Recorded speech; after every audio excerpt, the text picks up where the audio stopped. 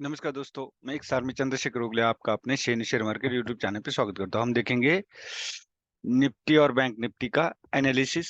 कल सेंसेक्स का weekly analysis, ये वीकली एक्सपायरी है। आज अगर देखोगे तो रियल्टी और मीडिया सेक्टर ने बहुत ही अच्छा परफॉर्म किया है।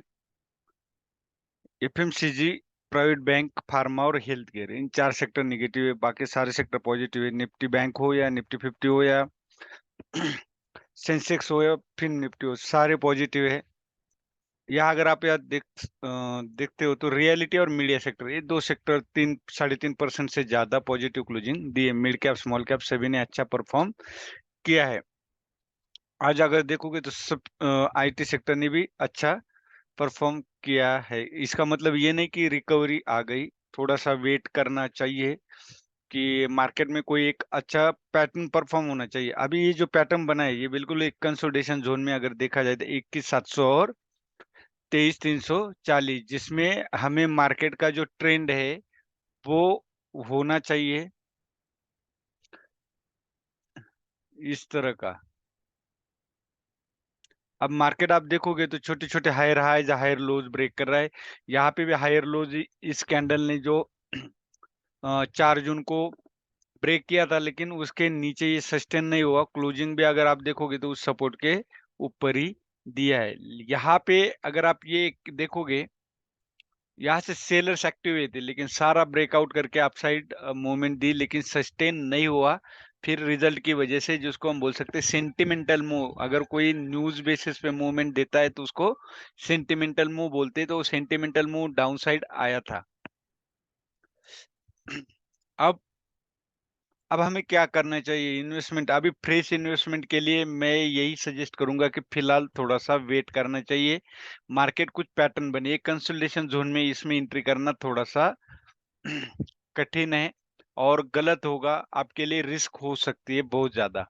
अगर बाय करना है तो मैं एक इन्फोसिस है उसके ऊपर वीडियो बनाऊंगा, आप उसको देख सकते हो। वो तो मुझे बाइंग के लिए नजर आता है। इन्फोसिस कंपनी अच्छी है, मार्केट का इसके ऊपर ज्यादा परिणाम नहीं होगा क्योंकि ये लार्ज कैप है, आईटी की सबसे टॉप कंपनी है।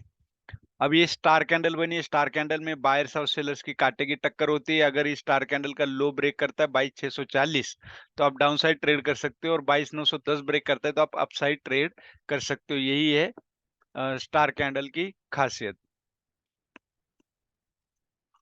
आवरली में अगर हम देखेंगे तो आप देख सकते हो, एक डाउन मूवमेंट के बाद एक पुल बैक हमेशा आता है। मार्केट को जब भी डाउन साइड जाना होता है या अप साइड जाना होता है तो आप ये याद रखिए, मार्केट इस तरह आप जाता है। डाउन आना है तो मार्केट इस तरह डाउन आता है।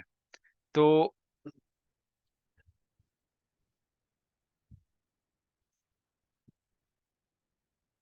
अगर हम या फिबोनाची का इस्तेमाल करते तो ये एक 786 के आसपास ये मुझे नजर आता है। तो आपको टारगेट भी मिलेगा 127 तक का, अगर डाउनसाइड मूवमेंट देता है। अब बाइंग के लिए मैंने बोला है, यहाँ पे एक कंसोलिडेशन बना है। आज पूरा मार्केट जो निफ्टी 50 अगर देखोगे, सेलर्स का ही डे रहा है। तो यहाँ 22,910 और 22,640 ये रेंज ब्रेक करती है तो डाउनसाइड मूवमेंट या अपसाइड मूवमेंट अच्छी मिलेगी। लेकिन अपसाइड अगर आप देखोगे तो इस सेलर्स का पॉइंट है 23,100, तो आप वही 200 पॉइंट के लिए ही ट्रेड कर सकते हो अपसाइड के लिए। अब 5 मिनट में हम देखेंगे। अब 5 मिनट में अगर आप यहाँ को आपके क्लियर नजर आ रहा होगा, यहाँ पे एक ट्रेड बन रहा था, डब्ल्यू पैटर्न बना था। ये अगर आप देखोगे तो ये हायर लोज था, ये हायर लोज बना था। तो इसके बाद ब्रेकआउट डब्ल्यू पैटर्न भी बोल सकते हैं। ये एक मूवमेंट देने के बाद आपको फिर यहाँ पे ट्रेड बनता था। क्यों बनता था? क्योंकि ये ट्रिपल बॉटम बन जाता और इसके ऊपर एक ट्रेड बनता था। अब हमें 22,910 और 22,640 के ऊपर ही 22,640 के नीचे ही ट्रेड करना चाहिए, इस रेंज के बाहर। इस रेंज में एक कंसोलिडेशन फेज है। अभी जो 3 टॉप और 3 बॉटम बनने थे वो मेरी तरफ से तो बन चुके हैं। अब इसमें ना आप सेल कर सकते हो ना बाय। सेल करना है तो आपको नीचे डाउन साइड सेल करना पड़ेगा, और बाय करना है तो 22,910। बैंक निफ्टी में अगर आप आवरली में देखोगे, सॉरी, डेली में अगर आप देखते हो तो आपको वही नजर आता है, स्टार कैंडल। स्टार कैंडल का मतलब ये होता है बायर्स और सेलर्स के बीच में कांटे की टक्कर। अगर लो 48,900 लो ब्रेक करता है तो आप सेल साइड जा सकते हो, और 49,380 ब्रेक करता है तो आप अप साइड ट्रेड कर सकते हो। अब हम आवरली में इसको जज करना चाहिए। आवरली में क्या करना चाहिए, तो आवरली में आपको ये नजर आता है कि सेम निफ्टी की तरह यहाँ भी कंसोलिडेशन नजर आया है। तो यहाँ पे भी अगर आप देखोगे तो 786 एबीसीडी पैटर्न के अनुसार 786, और फिर उसका टारगेट 1.27 वो आता है 45,000 के आसपास। मतलब मैं कहता हूँ 45,000 तो छोड़ो, लेकिन 48,000 तो भी आ सकता है। जरूर नहीं कि एक ही दिन में ये टारगेट मिल जाए। ये जरूर नहीं एक दिन में ये टारगेट मिल जाए आपको। 2 दिन 3 दिन भी लग सकते हैं। 5 मिनट में हम देखेंगे कि हमारा ट्रेड कहाँ पे बनता था, क्योंकि 5 मिनट में आप इंट्राडे में ट्रेडिंग करना है तो 5 मिनट का भी देखना बेजरूरी इंट्राडे में ट्रेड के लिए। आपका सेम यहाँ पे ट्रेड था, लेकिन अब वो जो था आवरली में रेजिस्टेंस था, इसलिए यहाँ पे ट्रेड करना गलत था। लेकिन यहाँ पे अगर आप देखोगे तो लोअर हाइज लगाने लग गया था, तो आप इस कैंडल के नीचे, इस ग्रीन पॉइंट के नीचे आप यहाँ पे सेल कर सकते थे।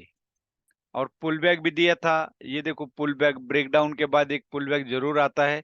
तो ये शूटिंग स्टार कैंडल के नीचे भी अगर आप ट्रेड करते तो आपको एक अच्छी मूवमेंट यहाँ पे मिलती। उसके बाद यहाँ पे एक बाइंग का अपॉर्चुनिटी थी। और और एक बाइंग की अपॉर्चुनिटी आप क्या है कि हम्म, ये कैंडल थी जो बेस इसके एक लाइन खींचते तो आपको यहाँ पे भी एक अपॉर्चुनिटी बाइंग की थी, क्योंकि ये रैली बेस सॉरी रैली और एक करेक्शन था, तो इस करेक्शन के पास आप देख सकते हो मार्केट दोबारा आया था। अब